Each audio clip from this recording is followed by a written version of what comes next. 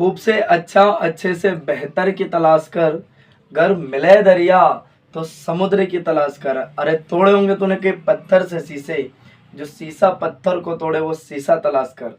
जय हिंद प्यारे बच्चों, एक बार फिर स्वागत है आप सभी का आपके अपने यूट्यूब चैनल स्पाइरल दीपक में।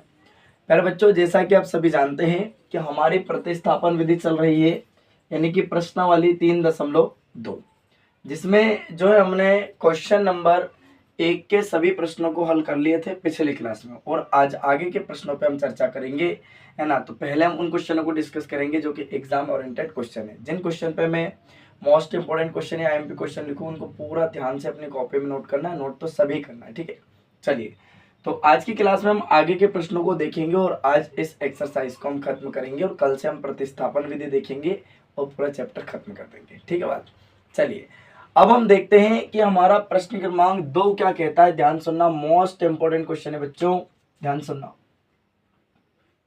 मोस्ट इंपोर्टेंट क्वेश्चन है आपका, है ना। इस टाइप के क्वेश्चन ही एग्जाम में बनते हैं। सवाल नंबर 2 क्या कहा गया है? सवाल 2 में ध्यान सुनना कि 2x + 3y = 11 और 2x - 4y = -24 को हल कीजिए और इसमें m का वह मान ज्ञात कीजिए जिसके लिए y = mx + 3। ठीक है, तो हमें क्या दे रखा बच्चे? 2x + 3y = 11, समीकरण नंबर 1 नाम दे दिया हमने इसको। और क्या दे रखा हमें? और दे रखा है 2x - 4y = -24, समीकरण नंबर 2 नाम दे दिया। कौन सी विधि चल रही है? प्रतिस्थापन विधि। तो प्यारे बच्चों, मैंने आपको क्या सिखाया? प्रतिस्थापन विधि में क्या करना है? सबसे पहले समीकरण 1 को हल करेंगे। 1 से क्या बनेगी? 3। 3 का मान कहाँ रखेंगे बच्चों? 2 में, और 2 का मान वापस से 3 में रख देंगे, ठीक है। तो इस प्रकार से आपका पूरा सवाल एकदम सही हो जाएगा। क्लियर है? बहुत आसान है प्रतिस्थापन विधि। यहाँ से 4 नंबर का एक क्वेश्चन एग्जाम में बनेगा, है ना। तो हमने लिखा समीकरण 1 से, समीकरण 1 से। समीकरण 1 क्या है बच्चों? ध्यान से सुनना। समीकरण 1 हमने यहाँ से एज इट इज नोट कर दी, ऐसी की ऐसी। 2x + 3y = 11। अब यहाँ से हमेशा कौन से पद का पक्षांतर करना है? दूसरे पद का। तो 3y का बच्चों हमने कर दिया पक्षांतर, तो क्या हो जाएगा? 2x = 11 माइनस का 3y। अब 2 गुणे में तो कहाँ जाएगा? इसके बटे में, यानी कि x = 11 माइनस 3y बटे में 2। ये हो गए बच्चों समीकरण नंबर 3। अब समीकरण 3 का मान कहाँ रखेंगे? समीकरण नंबर 2 में। तो हमने लिखा समीकरण 3 से x का मान कहाँ रखने पर? x का मान समीकरण 2 में रखने पर। अब बच्चों समीकरण 2 क्या है बताओ फटाक से? समीकरण 2 ये है, तो ये वापस से हमने यहाँ पे नोट कर दी। तो x - 4y = -24। हम काय का मान रख रहे हैं बेटा? हम रख रहे हैं x का मान। x का मान क्या है? 11 माइनस 3y बटे 2। 2 ऐसा का ऐसे, x का मान हो गया 11 माइनस का 3y बटे में 2। -4y = -24 ऐसा का ऐसे। 2 से 2 कैंसिल आउट हो गया। 11 माइनस 3y ऐसा का ऐसे, -4y ऐसा का ऐसे बराबर -24। अब ध्यान से सुनना, -3y -4y, आप जानते हैं माइनस माइनस जुड़ता है पर चिन्ह आता है माइनस का, यानी कि क्या हो जाएगा बच्चे? -7y = -24। 11 का कर दिया पक्षांतर, प्लस है तो क्या हो जाएगा? -11, यानी कि -7y = 24 और 11 क्या हो जाएगा? -35। अब -7 गुणे में तो कहाँ जाएगा? बटे में, यानी कि y = -35 बटे -7। माइनस से माइनस कैंसिल आउट, 7 × 5 = 35, यानी कि y बराबर क्या आ गया बच्चे? 5। y का मान आ गया 5। अब आप बताओ y का मान हम क्या रख देंगे? तो आप कहोगे गुरुजी y का मान रख दो समीकरण नंबर 3 में, है ना। 1 में भी रख सकते हैं, 2 में भी रख सकते हैं, पर मैंने आपको क्या सजेस्ट किया था? आप हमेशा 3 में रखना है ना, तो जल्दी आंसर आएगा। तो हमने लिखा y का मान, काय का मान? y का मान समीकरण 3 में रखने पर। अब बच्चों समीकरण 3 क्या बताओ? ये है, ये से कैसे नोट कर देंगे समीकरण 3 हम? क्या है? x = 11 माइनस 3y बटे में 2। 1 से ऐसा का ऐसा ही, 11 माइनस का 3 अब y का मान क्या बेटा अपने पास 5, ये रखा हमने 5 और बटे में क्या चल रहा है 2, तो x बराबर क्या हो जाएगा 11 माइनस 3 पंज 15 बटे में कितना 2। अब यहाँ से ध्यान से समझना, तो x बराबर 15 से 11 घटाओगे तो माइनस का 4 बटे में 2, 2 दूना 4, तो x बराबर क्या आ गया माइनस का 2। अब आपके पास x और y का मान आ गया। अगर सवाल में इतना पूछे तो इतना करना है, पर इस सवाल में क्या पूछा m का मान भी ज्ञात करना है ना। अब बेटा m का मान ज्ञात करने के लिए क्या दे रखा उन लोगों ने हमें दे रखा कि y बराबर mx प्लस कितना हो 3 हो, तो y का मान रख देंगे। y का मान क्या है यहाँ पे, y का मान है बेटा 5, m का मान ज्ञात करना है, x का मान है -2 प्लस 3 ऐसा का ऐसे 5 ऐसा का ऐसे 3 को लाओ इधर प्लस है तो क्या हो जाएगा माइनस का 3 बराबर क्या m गुणा माइनस का 2। अब 5 से 3 घटाओगे क्या मिलेगा प्लस का 2 बराबर क्या m गुणा माइनस का 2। अब -2 इसके गुणे में तो क्या चला जाएगा इस 2 के बटे में, यानी कि क्या हो जाएगा 2 बटे -2 बराबर m, यानी कि 2 एकम 2, मतलब कहने का m बराबर क्या आ गया -1। तो m का जो मान है हमसे पूछा था वो आ गया -1। बोलो किसी प्रकार की कोई समस्या है क्या, सबको सवाल समझ में आया? कोई भी डाउट लगे तो हम आपके साथ खड़े, आप कमेंट करके कमेंट बॉक्स में पूछ सकते हैं। कोई दिक्कत है? क्लियर है बेटा सबको? स्क्रीनशॉट ले लीजिए बढ़िया से। अगला क्वेश्चन हम देखेंगे, इंपॉर्टेंट क्वेश्चन है, एग्जाम में बन सकता है। कितने नंबर में? 4 नंबर। क्लियर बात? यहाँ तक कोई समस्या है क्या? नहीं ना। चलिए अगला क्वेश्चन देखेंगे, इस क्वेश्चन को हम हटा देते हैं, ध्यान सुनना। प्रश्न क्रमांक 3, तीसरे का पहला सवाल हम देखेंगे। तीसरे का पहला सवाल, क्वेश्चन हटा देते हैं पहले, उसके बाद है ना। तीसरे के पहले क्वेश्चन में क्या कहा गया, देखो पहले तीसरे प्रश्न में कहा गया कि जो अपने को सवाल दे रखे हैं उनको एक रैखिक समीकरण में बनाना है और फिर उनके हल जो है हमें ज्ञात करना है। ठीक है, तो तीसरे का पहला सवाल ही मोस्ट इम्पोर्टेंट क्वेश्चन है हमारा, है ना। तीसरे का पहला सवाल क्या है, तो ध्यान से सुनना। तीसरे के पहले सवाल में क्या कहा गया, दो संख्याओं का अंतर 26 है। मतलब अब अपने पास में दो संख्या है, उनका अंतर कितना है 26। अंतर का मतलब क्या होता है बच्चे, घटाओ, है ना। और बोला पहली संख्या दूसरी संख्या की 3 गुना है तो उन्हें ज्ञात कीजिए, और जो पहली संख्या है वो दूसरी संख्या की 3 गुना है, उन्हें ज्ञात कीजिए। अब वो दोनों संख्या हमें नहीं पता है, बात समझ में आई, हम उनको निकालेंगे। तो ध्यान से सुनना, है ना। तीसरे का पहला सवाल बेटा, उनने क्या बोला, दो संख्याओं का अंतर 26 है, पहली संख्या दूसरी संख्या की 3 गुना है तो उन्हें ज्ञात कीजिए। अब अपने को नहीं पता, अपन ने कहा भाई साहब पहली संख्या तो 100 हुई और दूसरी क्या हो गई y, तो हमने यहाँ पे लिख दिया माना पहली संख्या x है। पहली संख्या क्या हो गई बेटा x। देखो क्वेश्चन समझ में आना बहुत बड़ी बात है, क्योंकि क्वेश्चन समझ में आएगा तो सवाल समझ में आएगा। माना पहली संख्या x एवं दूसरी संख्या क्या है बच्चे y, दूसरी संख्या y।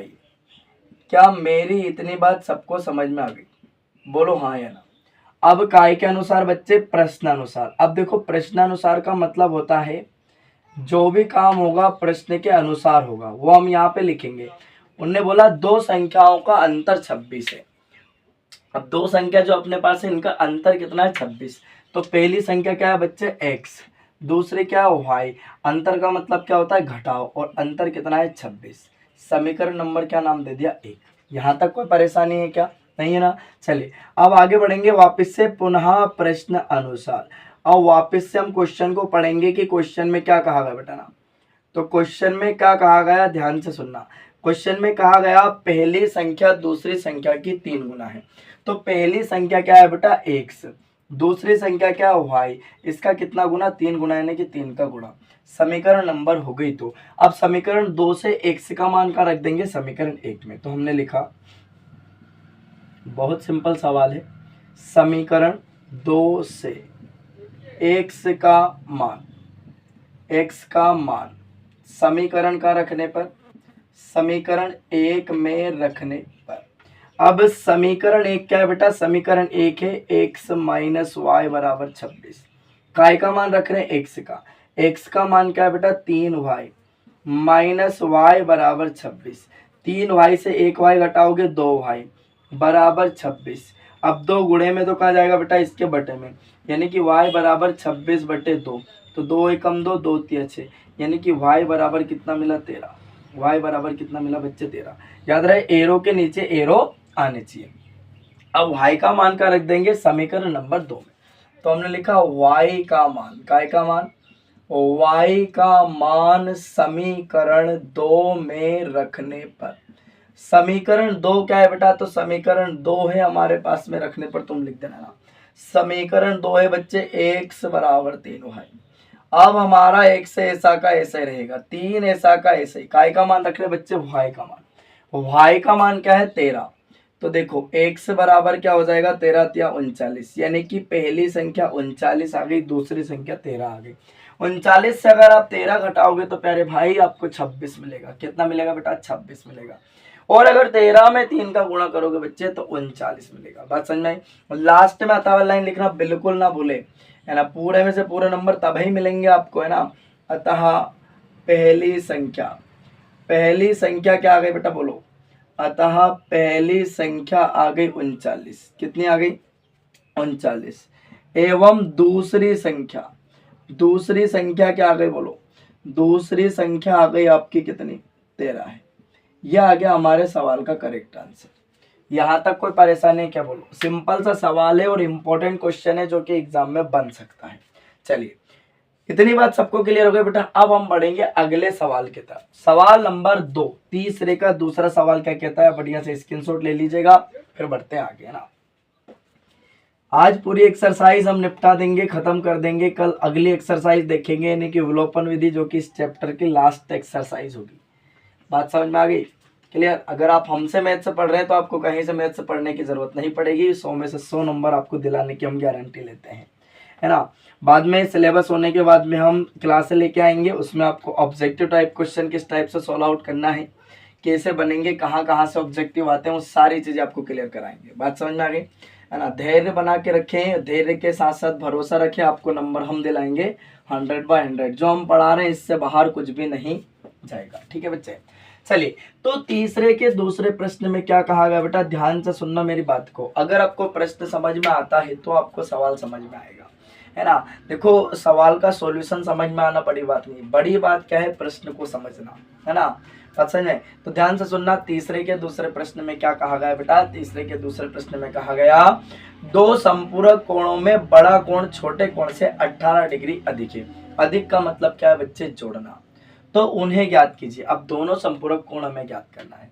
देखो एक बार फिर दोहरा रहे हैं, प्रश्न में क्या कहा गया, दो संपूरक कोणों में बड़ा कोण जो है ना वो छोटे कोण से 18 डिग्री अधिक है, तो उन्हें ज्ञात कीजिए। मतलब बेटा आपके पास दो कोण है, एक तो छुटकू कोण है और एक बड़ा वाला कोण है। बात समझ में आ गई। और दोनों कैसे, संपूरक है। और संपूरक कोणों का योग कितना होता है आप सब जानते हैं, 180 डिग्री होता है। कितना होता है, 180 डिग्री। फिर आगे प्रश्न में कहा गया कि जो बड़ा कोण है ना वो छोटे कोण से 18 डिग्री अधिक है। अधिक है मतलब क्या करना पड़ेगा, प्लस, और कम होता तो क्या कर देते, माइनस। बात समझ में आई। तो हमने बोला यहाँ पे माना बड़ा कोण। अब बेटा बड़ा कोण क्या मान लिया हमने, माना बड़ा कोण 100 डिग्री। कितने डिग्री है, 100 डिग्री।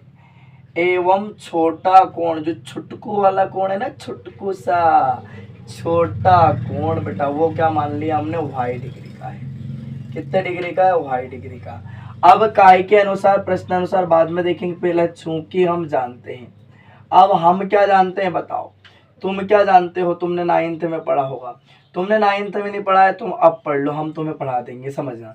हम जानते हैं, क्या जानते हैं, कि दो संपूरक कोणों का योग कितना होता है, 180 डिग्री। अब अपने पास बच्चे दो कोण है, एक छोटा कोण है एक बड़ा कोण है, और दोनों कोण कैसे हैं, संपूरक हैं। तो संपूरक कोणों का योग कितना होता है, 180 डिग्री। योग का मतलब क्या होता है, जोड़ना।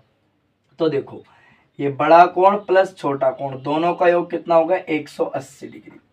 समीकरण नंबर क्या हो गई, 1। अब काय के अनुसार, प्रश्न अनुसार। अब प्रश्न में क्या कहा गया, ध्यान से सुनना। तो प्रश्न में कहा गया कि जो बड़ा कोण है वो छोटे कोण से 18 डिग्री अधिक है। बड़ा कोण छोटे कोण से 18 डिग्री अधिक है। तो बेटा ये हो गया बड़ा कोण, ये हो गया छोटा कोण। ये बड़ा कोण छोटे कोण से 18 डिग्री अधिक है, ये हो गए समीकरण 2।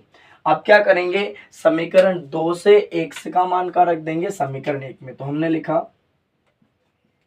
समीकरण 2 से x का मान समीकरण का रखने पर, समीकरण 1 में रखने पर। अब ऐसा मतलब यहाँ समीकरण 1 में धरने पर, धरना नहीं है, रखना है, ठीक है, पुट करते हुए ना, समझना। तो समीकरण 1 क्या है, समीकरण 1 है बेटा x प्लस वाई बराबर 180। काय का मान रख रहे हैं, x का मान क्या, y प्लस 18। तो x का मान रखा हमने y प्लस 18 प्लस y ऐसा का ऐसे ही बराबर 180। एक भाई मतलब एक y कितना हो जाएगा, 2y बराबर 180। संख्या एक तरफ करेंगे, 18 को ले जाओ, प्लस है तो क्या हो जाएगा माइनस। तो 2y बराबर 180 से 18 घटाओगे 162, 2 गुणे में तो कहा जाएगा इसके बटे में। तो y बराबर क्या हो जाएगा 162/2, 2 8 16, 2 एकम 2, यानी कि छुटका वाला कोण कितना आ गया 81 डिग्री का। अब बताओ y, ऐसे डिब्बे में जरूर बंद कर देना, चौकोर बॉक्स में ना, ताकि हाईलाइट हो जाए, एग्जामिनर को फटाक से दिख जाए ना। अब y का मान का रख दोगे, समीकरण नंबर 1 में रख दो या 2 में, तो अपन 2 में रख देते हैं। हमने लिखा y का मान, काय का मान, y का मान समीकरण 2 में रखने पर, 2 लिख दीजिए, 1 में रखोगे तो भी वही आएगा ना, 2 में रखने पर समीकरण 2 क्या है आपके पास बताओ। आप कहोगे सर x बराबर y प्लस 18, काय का मान रख रहे हैं y का मान। अब y का मान क्या है बेटा, तो x बराबर y का मान है 81 प्लस, है ना, और क्या दे रखा अपने को 18, तो 81 प्लस 18 कितना हो जाएगा 99 डिग्री। यानी कि आपके पास क्या आ गया, x का मान 99 डिग्री और y का मान 81 डिग्री। अथवा लाइन में क्या लिखोगे, अथा बड़ा कोण 99 डिग्री एवं छोटा कोण कितना डिग्री आ गया 81 डिग्री। यही हमारे सवाल का करेक्ट आंसर है। बोलो यहाँ तक कोनो समस्या है क्या, हाँ या ना। उम्मीद करता हूँ किसी को कोई भी समस्या नहीं होगी, ठीक है। अगर लगे तो आप कमेंट करके कमेंट बॉक्स में हमसे पूछ सकते हैं। चलिए स्क्रीनशॉट ले लीजिए बढ़िया से, फिर हम अगला क्वेश्चन देखेंगे, ठीक है। चलिए हटा देते हैं क्वेश्चन को। अब हम देखेंगे बच्चे प्रश्न क्रमांक 3, तीसरे का तीसरा क्वेश्चन हमारा क्या कहता है। इसको हटा देते हैं पहले हम बढ़िया से, है ना। तीसरे का तीसरा प्रश्न देखो, तीसरे का तीसरा जो क्वेश्चन है हमारा, ध्यान से सुनना। तीसरे के तीसरे प्रश्न में क्या कहा गया, तीसरे का तीसरा क्वेश्चन, एक क्रिकेट टीम के कोच ने 7 बल्ले तथा 6 गेंदें 3800 रुपए में खरीदी। बाद में उसने 3 बल्ले और 5 गेंदें 1750 रुपए में खरीदी। तो बताइए प्रत्येक बल्ले और प्रत्येक गेंद का मूल्य क्या है। मतलब हमसे पूछा कि भैया पहले क्या कहा गया, एक क्रिकेट टीम के कोच ने 7 बल्ले तथा 5 गेंदें 3800 रुपए में खरीदी। बाद में क्या करा, उसी क्रिकेट टीम के कोच ने 3 बल्ले और 5 गेंदें 1750 रुपए में खरीदी। तो प्रत्येक गेंद का मूल्य ज्ञात कीजिए, है ना। तो पहले क्या करा, 7 बल्ले और 6 गेंदें 3800 रुपए में खरीद ली, फिर 3 बल्ले और 5 गेंदें जो है 1750 रुपए में खरीदी। तो प्रत्येक बल्ले और प्रत्येक गेंद का मूल्य ज्ञात कीजिए, मतलब एक बल्ले और एक गेंद का मूल्य बताना है। तो ध्यान से सुनना, तीसरा सवाल हमारा है, तो हमें नहीं पता तो हमने मान लिया, माना एक बल्ले का मूल्य, माना एक बल्ले का मूल्य, एक बल्ले का मूल्य, एक बल्ले का मूल्य क्या मान लिया बेटा अपन ने 100 रुपए है। कितने रुपए हैं, 100 रुपए। एवं एक गेंद का मूल्य, एवं एक गेंद का मूल्य, एक गेंद का मूल्य। अब एक गेंद का मूल्य क्या मान लिया बेटा अपन ने, वाई रुपए है। कितने रुपए हैं, वाई रुपए। अब काय के अनुसार, प्रश्नानुसार, काय के अनुसार, प्रश्नानुसार। अब प्रश्न में क्या कहा गया कि एक क्रिकेट टीम के जो कोच है, जो बच्चों को क्रिकेट खेलना सिखाते हैं, उनने क्या करा, वो दुकान पे गए, उनने कहा कि भाई साहब आप मुझे 7 बल्ले और 6 गेंदे दे दो। अब दुकानदार ने दे दिया उठा के, लो साहब, है ना। अब उनने पूछा कि भैया पैसे कितने हो गए, तो उनने कहा 3800 रुपये हो गए। अब वो गए और उनने 3800 रुपये दुकानदार को दे दिए। अब पूछा क्या, फिर बाद में फिर वापस दूसरे दिन गए तो उनने कहा कि भैया अब मुझे जो है 3 बल्ले और 5 गेंदे दे दो। उनने दे दी और उन्होंने कहा भैया पैसे कितने हो गए, उन्होंने कहा 1750 रुपये। तो 1750 रुपये उनने दे दिए। फिर बाद में उनने बच्चों से पूछा कि बेटा मैं इतने रुपए में लेके आया हूँ, तो बताओ एक बल्ला और एक गेंद कितने रुपए की पड़ी। तो हमने कहा कि गुरुजी अपन ने तो अभी अब निकाल के बताते हम आपको, है ना। 100 रुपये का बल्ला हो गया एक, और एक गेंद 2.5 रुपए की होगी। तो ध्यान से सुनना, जो गुरुजी लाए हैं 7 बल्ले, है ना। एक बल्ला कितने रुपए का लाए होंगे, 100 रुपये का लाए होंगे। और गेंद कितने लाए, 6, तो कितने रुपए के लाए होंगे, एक गेंद 2.5 रुपए की। दोनों मिला के कितना पैसा दिया गुरुजी ने, 3800 रुपये दिया। यानी कि समीकरण नंबर हो गई 1। बात समझ में आ गई। अब पुनः प्रश्न अनुसार वापिस से क्वेश्चन में क्या कहा गया, वापिस से क्वेश्चन में कहा कि भाई साहब गुरुजी दूसरे दिन गए क्या लेने, कोच साहब बैट और बॉल, है ना, बल्ला और गेंद लेने के लिए गए। उन्होंने कहा भैया अब मुझे 3 बल्ले दे दो और जो है 5 गेंद दे दो, है ना। तो गुरुजी ने 3 बल्ले ले लिए 100 रुपये पर बल्ले के हिसाब से, 5 गेंदे ले लिए 2.5 रुपये पर गेंद के हिसाब से। टोटल कितना पैसा दिया है, 1750 रुपये दिया है। समीकरण नंबर हो गई 2। कौन सी विधि से हल कर देंगे बेटा, प्रतिस्थापन विधि से। प्रतिस्थापन विधि में कौन से समीकरण को हल करना पड़ेगा, पहले 1 को। तो हमने लिखा समीकरण 1 से, कैसे, समीकरण 1 से। अब समीकरण 1 क्या है बेटा, अपने पास 7x + 6y बराबर 3800 रुपये। क्लियर बात। हमेशा कौन से पद का पक्षांतर करेंगे, दूसरे पद का। तो 7x बराबर क्या हो जाएगा, 3800 माइनस का 6y। अब 7 गुणे में तो क्या चल जाएगा बेटा, बटे में। यानी कि x बराबर क्या हो जाएगा, 3800 माइनस का 6y बटे में 7। समीकरण नंबर क्या हो गई, 3। अब समीकरण 3 से x का मान कहाँ रख दोगे, समीकरण 2 में। और फिर जो समीकरण 2 से हमारा मान आएगा वो वापस से कहाँ रख दोगे, 3 में। तो वो आ जाएगा हमारे सवाल का करेक्ट आंसर, है ना। तो आप इस क्वेश्चन को करके इसका आंसर हमें कमेंट करके कमेंट बॉक्स में बताना। कोई भी डाउट लगे, अगर नहीं आए तो वो बताना, हम आपको अगले क्लास में जरूर करवाएंगे। क्लियर। बाकी सिंपल वाली बात है, इसका मान कहाँ रखोगे, 2 में, x का मान। फिर जो मान आएगा, है ना, y का, उस y के मान को वापस से कहाँ रख दोगे, समीकरण नंबर 3 में। क्लियर बात। तो एक बल्ले का और एक गेंद का मूल्य जाएगा, x का जो मान आएगा वो एक बल्ले का मूल्य होगा, और y का जो मान आएगा वो एक गेंद का मूल्य होगा। क्लियर बात। चलिए स्क्रीनशॉट ले लीजिए और इसको आगे करके देखना आपको प्रतिस्थापन विधि से, ठीक है। अब हम देखेंगे बेटा सवाल नंबर 4 हमारा क्या कहता है। हटा दो इस क्वेश्चन को, है ना। अब इतना तो आप कर सकते हैं, हमने प्रैक्टिस के लिए काफी क्वेश्चन इसमें किए हैं, है ना। चलिए अब बात करेंगे अगले सवाल की। देखो क्वेश्चन पढ़ के समीकरण बनाना सीख गए तो आपको आ जाएगा, है ना। मैंने क्या कहा था आपको, है ना, कि आपको विधि समझ में आना चाहिए, बाकी सवाल तो आप बना लोगे। सवाल नंबर 4 में क्या कहा गया, ध्यान से सुनना। सवाल 4 में कहा गया, एक नगर में टैक्सी के भाड़े में एक नियत भाड़े के अतिरिक्त चली गई दूरी पर भाड़ा सम्मिलित किया जाता है। 10 किलोमीटर के लिए 105 रुपये देना पड़ता है तथा 15 किलोमीटर के लिए भाड़ा 155 रुपये देना पड़ता है। तो नियत भाड़ा तथा प्रति किलोमीटर भाड़ा ज्ञात कीजिए। एक व्यक्ति को 25 किलोमीटर यात्रा करने के लिए कितना भाड़ा देना पड़ेगा।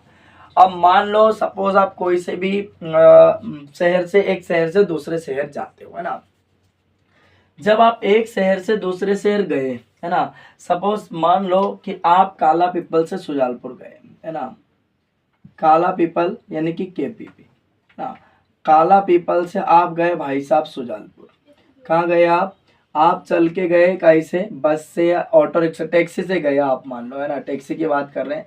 तो ये आ गए आप सुजालपुर, है ना, ये सुजालपुर आ गया, है ना। अब सुजालपुर मतलब यहाँ से लेके यहाँ तक का पैसा जो है मान लो कि 20 रुपये लगता है, परमानेंट किराया है, टैक्सी में आप बैठ के जाओगे 20 रुपया लेगा आपसे, ठीक है। अगली बात समझ में। अब आपने कहा कि भैया मान लो ये बस स्टैंड है, ये क्या है, सपोज आपकी बस स्टैंड हो गई ना, ये बस स्टैंड हो गई, है ना। तो बस स्टैंड तो बस पे छोड़ेगी, टैक्सी भी है ना, टैक्सी स्टैंड पे छोड़ेगी। आपने कहा कि भैया यहाँ से मान लो 1 किलोमीटर आपकी स्टेशन है, 1 किलोमीटर क्या है आपकी स्टेशन। अब उनने कहा कि भैया मुझे तो स्टेशन छोड़ दो, बात समझ।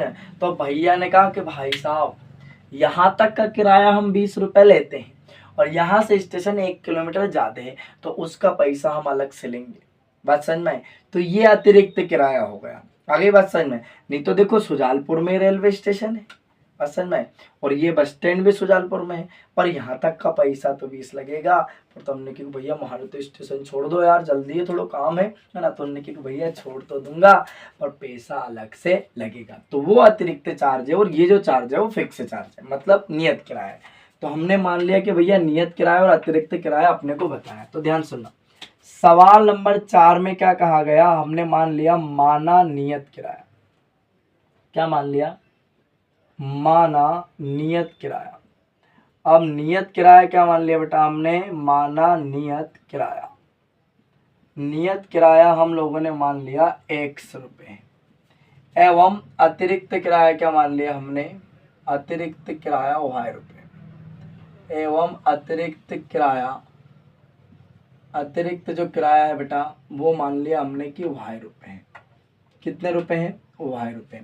अब काय के अनुसार, प्रश्न अनुसार, अब प्रश्न में क्या कहा गया, ध्यान से सुनना, कि 10 किलोमीटर यात्रा करने के लिए भाड़ा 105 रुपया देना पड़ेगा, है ना। तो नियत किराया कितना है? 100 रुपया। अब आप अतिरिक्त चले 10 किलोमीटर, उसके लिए 2 रुपया, और दोनों मिला के आपने कितना पैसा दिया? 105 रुपया। समीकरण नंबर 1। अब पुनः प्रश्न अनुसार, पुनः प्रश्न अनुसार वापस से क्वेश्चन में क्या कहा गया?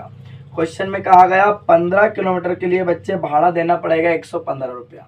एक से जो है नियत किराया है, और कितनी दूरी चले? 15 किलोमीटर, तो भाड़ा कितना? 2 रुपये। दोनों मिला के कितना दिया? 100, है ना, 55 रुपया। समीकरण कितनी हो गई? 2। क्या इतनी बात सबको समझ में आ गई? बोलो हाँ या ना। यहाँ तक कोई समस्या?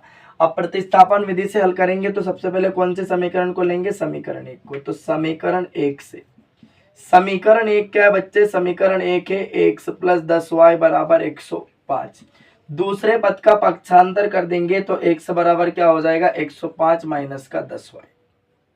समीकरण नंबर 3। अब समीकरण 3 से x का मान क्या रखेंगे बेटा? समीकरण नंबर 2 में। तो हमने यहाँ पे लिखा समीकरण 3 से, कहाँ से? समीकरण 3 से x का मान, काय का मान? x का मान समीकरण का रखने पर, 2 में रखने पर। अब समीकरण 2 क्या है बेटा? तो समीकरण 2 है x प्लस 15y बराबर 155।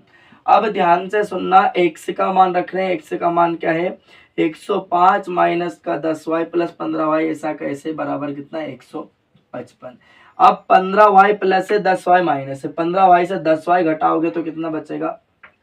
5y बराबर 155। 105 का पक्षांतर करा तो प्लस क्या है? माइनस हो जाएगा।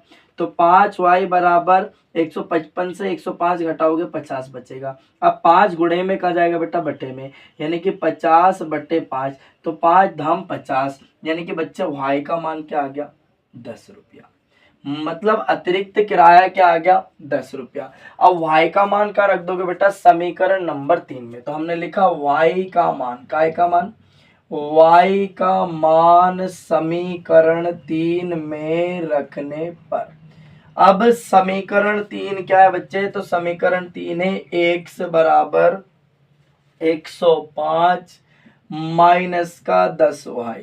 तो x बराबर क्या हो जाएगा? 105 माइनस 10 इंटू y का मान क्या है बेटा? y का मान है 10, गुणा 10 कर दिया। तो x बराबर 105 माइनस 10 धाम 100, तो x बराबर क्या आ गया? 5 रुपया। मतलब नियत किराया कितना रुपया है? 5, और अतिरिक्त किराया कितना है? 10 रुपया।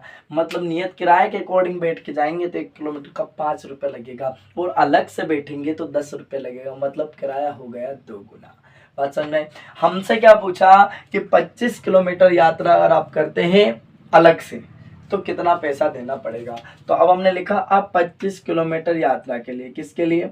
25 किलोमीटर यात्रा के लिए, यात्रा के लिए कितना भाड़ा देना पड़ेगा वो ध्यान समझना। तो भैया नियत किराया तो 100 हो गया, 25 किलोमीटर एक्स्ट्रा चले उसके लिए 2 रुपये देना पड़ेगा। x का मान क्या है? 5 प्लस 25, y का मान क्या है बेटा? 10। तो 5 प्लस 25 धाम 250, 250 प्लस 5 क्या हो जाएगा? 255 रुपया। यह आ गया हमारे सवाल का करेक्ट आंसर। तो 25 किलोमीटर के लिए भाड़ा कितना देना पड़ेगा? 255 रुपया। पल्ले पड़ गया सबको। यहाँ तक कोई समस्या है क्या? नहीं है ना। तो बढ़िया से प्यारा सा स्क्रीनशॉट ले लीजिए हमारे साथ, है ना। और भाई कोई भी समस्या लगे तो हम आपके साथ खड़े हैं। क्लियर है? चलिए अगले क्वेश्चन की बात करेंगे। इस क्वेश्चन को हम हटा देते हैं। स्क्रीनशॉट ले लिया सभी ने? यस। क्वेश्चन नंबर 5 अब हम देखेंगे कि क्वेश्चन 5 हमारा क्या कहता है। क्वेश्चन नंबर 5, है ना। क्वेश्चन 5 है हमारा, ध्यान से सुनना क्या कहा गया क्वेश्चन नंबर 5 में, है ना। चौथा क्वेश्चन हमारा कंप्लीट हुआ है। क्वेश्चन 5 में कहा गया यदि किसी भिन्न के अंश व हर दोनों में 2 जोड़ दिया जाए तो वह 9/11 हो जाती है। यदि अंश और हर दोनों में 3 जोड़ दिया जाए तो वह 5/6 हो जाती है। तो वह भिन्न ज्ञात कीजिए। तो पहली बात आपको याद रखना है, भिन्न किस रूप में होती है? भिन्न होती है अंश बटे हर के रूप में, है ना। तो अपने को भिन्न बताना है। तो सवाल नंबर 5 में हमने भिन्न को मान लिया, माना भिन्न। अब भिन्न क्या हो गई बच्चे? भिन्न हो गई x/y। क्या है? x/y। अब काय के अनुसार? प्रश्न अनुसार। अब प्रश्न में क्या कहा गया कि किसी भिन्न के अंश व हर में कितना 2 जोड़ दिया जाए तो भिन्न 9/11 हो जाती है। कितनी हो जाती है बच्चे? 9/11 हो जाती है भिन्न, है ना। तो अंश में भी 2 जोड़ दो प्यारे भाई और हर में भी 2 जोड़ दो, यही कहा ना प्रश्न में। और भिन्न क्या हो गई? 9/11। अब क्रॉस गुणा कर देंगे, इसका गुणा इधर, इसका गुणा इधर। तो 11 ब्रैकेट क्या हो जाएगा? x + 2 बराबर 9 ब्रैकेट क्या हो जाएगा? y + 2। गुणा कर दीजिएगा, 11 एकम 11 x 11 दूना 22 बराबर 9 एकम 9 y + 9 दूना 18। तो अब ध्यान से समझना, 11 x से ऐसा का ऐसे ही 9 y को लाओगे प्लस है तो माइनस बराबर 18 माइनस क्या 22। मतलब चर राशि एक तरफ, अचर राशि एक तरफ। क्लियर? एक्स वाई वाले एक तरफ और संख्या एक तरफ हो जाएगी। कोई दिक्कत है क्या? नहीं है ना। चलिए अब आगे बढ़ते हैं इसमें। तो क्या हो जाएगा? 11x - 9y बराबर 22 से 18 घटाओगे -4। समीकरण नंबर क्या हो गए? 1। अब वापस से क्वेश्चन में क्या कहा गया बेटा? तो क्वेश्चन में कहा गया, ध्यान से सुनना मेरी बात को, कि यदि हम किसी भिन्न के अंश व हर में 3 जोड़ दें। अब कितना जोड़ दे बेटा? 3। कितना जोड़ने का बोला? 3। तो भिन्न क्या हो जाती है? 5/6 में बदल जाती है। काय में बदल जाती है? 5/6 में। क्लियर? तो ध्यान से सुनना, हमने लिखा पुनः प्रश्न अनुसार, पुनः प्रश्न अनुसार। तो प्रश्न में क्या कहा गया बच्चे? कि भिन्न के अंश व हर में 3 जोड़ दो। तो भिन्न का अंश 3 जोड़ दिया, अंश में, हर में 3 जोड़ दिया, तो भिन्न काय में बदल जाएगी? 5/6 में। अब यहाँ से क्रॉस गुणा कर दो, कैची मल्टीप्लाई, इसका गुणा इधर, इसका गुणा इधर। तो क्या हो जाएगा? 6 ब्रैकेट में x + 3 बराबर 5 ब्रैकेट में y + 3। क्लियर बात? चलो गुणा करो, 6 एकम 6x, 6 तिया 18, 5 एकम 5y और 5 तिया 15। क्लियर बात? संख्या एक तरफ और चर राशि एक तरफ कर लेंगे बेटा, है ना। तो क्या हो जाएगा? 6x, 5y को लाओ प्लस है तो माइनस का 5y बराबर 15, 18 को लेके गए प्लस है तो माइनस। तो क्या मिला? 6x - 5y बराबर -3। समीकरण नंबर क्या हो गई? 2। अब कौन सी विधि से कर लोगे? प्रतिस्थापन विधि से। तो आपके पास बेटा x और y का मान आ जाएगा, है ना। कर लोगे, इसको हल करोगे, एक को तो क्या बनेगी? समीकरण 3। मान का रख दोगे 2 में, फिर 2 का मान फिर कहाँ रख दोगे? 3 में। तो x और y का मान आए वो यहाँ रख देना, x का मान ऊपर और y का मान नीचे। तो क्या आ जाएगी? भिन्न आ जाएगी। यहाँ तक कोई समस्या है क्या? इस क्वेश्चन का आंसर आप हमें कमेंट करके कमेंट बॉक्स में बताओ, ठीक है ना। अब लास्ट क्वेश्चन बचा है, एक क्वेश्चन और मैं आपको बता देता हूँ, फिर हमारी प्रश्नावली खत्म हो जाएगी और फिर कल हम अगले प्रश्नावली देखेंगे, विलोपन विधि, है ना। और आप जानते हैं कि दोनों में से एक सवाल एग्जाम में कितने नंबर का आएगा? 4 नंबर का आएगा। बात समझ में आ गई? या तो विलोपन विधि का आएगा या प्रतिस्थापन विधि का।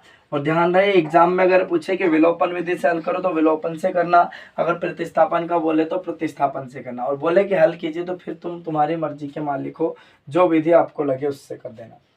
सवाल नंबर 6 क्या कहा गया? 5 वर्ष बाद जेकब की आयु उसके पुत्र की आयु से 3 गुना हो जाएगी। 5 साल बाद जेकब की आयु उसके पुत्र की आयु की 3 गुना हो जाएगी। तो 5 वर्ष पूर्व जेकब की आयु उसके पुत्र की आयु की 7 गुना थी, है ना। तो उनकी वर्तमान आयु क्या है, जेकब की और उसके पुत्र की। बात समझ में आ गई कि नहीं आ गई। अगर मैं कहूँ कि मेरी वर्तमान आयु 25 वर्ष है, कितने वर्ष है, 25 वर्ष है ना, तो 5 साल बाद मेरी आयु क्या हो जाएगी, 30 साल की हो जाएगी, है ना, क्योंकि आपने क्या कर दिया, जोड़ दिया। अगर मैं कहूँ कि मेरी वर्तमान आयु 25 वर्ष है, तो 5 साल पहले मेरी आयु क्या थी, तो मेरी आयु क्या बताओगे आप, 20 वर्ष है ना। तो ध्यान से समझना, मतलब पहले की बात कर रहा तो आप घटा दोगे, और बाद की बात कर रहा तो आप क्या कर दोगे, जोड़ दोगे। आ गई बात समझ में। तो हमने कहा कि भैया यहाँ पे सवाल नंबर 6 की बात कर रहे हैं।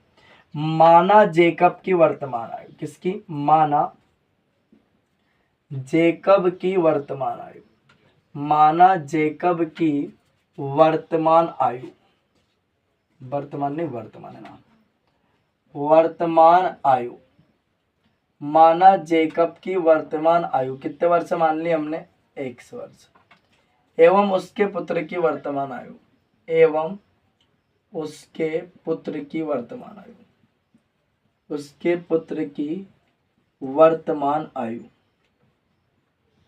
वर्तमान आयु, उसके बेटे की वर्तमान आयु मान ली हमने y वर्ष है, कितने वर्ष है, y वर्ष। अब काय के अनुसार, प्रश्न अनुसार, काय के अनुसार बेटा, प्रश्न अनुसार। अब प्रश्न में कहा गया जेकब की आयु 5 साल बाद की बात कर रहा है, तो 5 वर्ष बाद जेकब की आयु उसके पुत्र की आयु की 3 गुना हो जाएगी। तो देखो, जैसे मैं कहूँ कि मेरी वर्तमान आयु जो है 30 वर्ष है, और मेरे बेटे की वर्तमान आयु 5 वर्ष है, तो 5 साल बाद मेरी आयु क्या हो जाएगी, आप कहोगे गुरुजी 35 साल के हो जाओगे, और मेरा बेटा कितने साल का हो जाएगा, वो 10 साल का हो जाएगा। तो मतलब आयु में अगर प्लस की बात करें तो क्या करना है, मतलब बाद की बात करें तो जोड़ देना, और पहले की बात कर ले तो घटा देना। तो अभी जेकब की वर्तमान आयु 100 वर्ष से 5 साल बाद बड़ा हो जाएगा, और उसके बेटे की आयु y वर्ष है, तो 5 साल बाद वो भी बड़ा हो जाएगा। अब 5 वर्ष बाद जेकब की आयु उसके पुत्र की आयु की 3 गुना थी, यानी कि 3 का उसके पुत्र की आयु में क्या हो जाएगा, गुणा। तो देखो 1 से प्लस 5 हमारा ऐसे ही रहेगा, 3 का गुणा करो, 3 एकम 3 y प्लस 3 पंच 15। अब संख्या एक तरफ और 1 y वाले एक तरफ, एक से ऐसा कैसे 3 y का पक्षांतर करके लाए, प्लस है तो माइनस का, 15 ऐसा कैसे 5 का पक्षांतर करके ले गए तो माइनस का 5, है ना। बात समझ में, x माइनस का 3y बराबर 15 से 5 घटाओगे 10, समीकरण क्या बन गई, 1। यहाँ तक कोई परेशानी है क्या, बोलो हाँ नहीं है ना। चलिए बच्चे अगले है ना, आगे प्रश्न को पढ़ेंगे पुनः प्रश्न अनुसार। वापस से क्वेश्चन में क्या कहा गया, तो वापस से क्वेश्चन में क्या कहा गया है कि 5 साल पहले, क्वेश्चन पढ़ो ध्यान से ना, 5 साल पहले जेकब की आयु उसके पुत्र की आयु की 7 गुना थी, तो दोनों की वर्तमान आयु ज्ञात कीजिए। आप 5 साल पहले की बात कर रहे हैं, तो जेकब अभी 100 वर्ष का है, तो 5 साल पहले क्या होगा, छोटा। उसका बेटा y वर्ष का है, तो 5 साल पहले क्या होगा, छोटा। तो जेकब की आयु उसके पुत्र की आयु की 7 गुना थी, यानी कि 7 का गुणा कर दीजिएगा। तो देखो 1 माइनस 5 ऐसा का ऐसी, 7 का गुणा करा, 7 एकम 7 y माइनस का 7 पंच 35। अब 100 y वाले एक तरफ, संख्या एक तरफ, एक सा कैसा है, ऐसा ही 7 इधर है, y तो प्लस का है तो क्या हो जाएगा, माइनस का, माइनस 35 ऐसा कैसे ही, माइनस के 5 का पक्षांतर करा तो प्लस का 5 हो जाएगा। अब x माइनस 7y बराबर 35 से 5 घटाओगे माइनस का 30 बचेगा। समीकरण नंबर क्या हो गई, 2। अब कौन सी विधि से कर लोगे, प्रतिस्थापन विधि में। प्रतिस्थापन विधि से समीकरण 1 को हल करोगे तो क्या बनेगी, 3। 3 का मान का रख दोगे 2 में, और 2 का मान फिर से 3 में रख दोगे, तो दोनों की आयु हो जाएगी। जो x का मान आए वो जेकब की आयु, और जो y का मान आए वो उसके बेटे की आयु, और दोनों का आयु जो है आप कमेंट करके कमेंट बॉक्स में बताना। और क्लास कैसी लगी ये भी आप प्यारा सा कमेंट करके कमेंट बॉक्स में बताना, ठीक है। आपका एक कमेंट हमारे लिए बहुत बड़ा मोटिवेशन है। जितनी ज़्यादा आप हमारा सपोर्ट करोगे, आपका अपना ही चैनल है, जितना ज़्यादा बेटा आप चैनल का सपोर्ट करोगे उतना ज़्यादा हम आप लोगों के लिए मेहनत करेंगे, ठीक है। और अगर आप हमसे मैथ से पढ़ रहे हो तो आपको कहीं मैथ से पढ़ने की ज़रूरत नहीं पड़ेगी। क्लियर बात है। कोई भी डाउट लगे, किसी प्रकार की कोई भी समस्या हो तो आप हमें कमेंट करके कमेंट बॉक्स में पूछ सकते हैं, हम आपकी हर समस्या का समाधान करेंगे। अब मिलते हैं बच्चे अगली क्लास में विलोपन विधि के साथ। ये प्रश्नावली हमारी यही समाप्त होती है। कोई भी डाउट लगे आप हमसे पूछ सकते हैं, अगर आपको नहीं आएगा तो हम आपको बताएंगे, ठीक है। अब मिलेंगे अगली क्लास में अगली प्रश्नावली के साथ। तब तक के लिए आप स्वस्थ रहिए, मस्त रहिए, हंसते रहिए, मुस्कुराते रहिए और पढ़ाई करते रहिए, ठीक है। अब मिलेंगे अगली क्लास में। जय हिंद, वंदे मातरम, भारत माता की जय।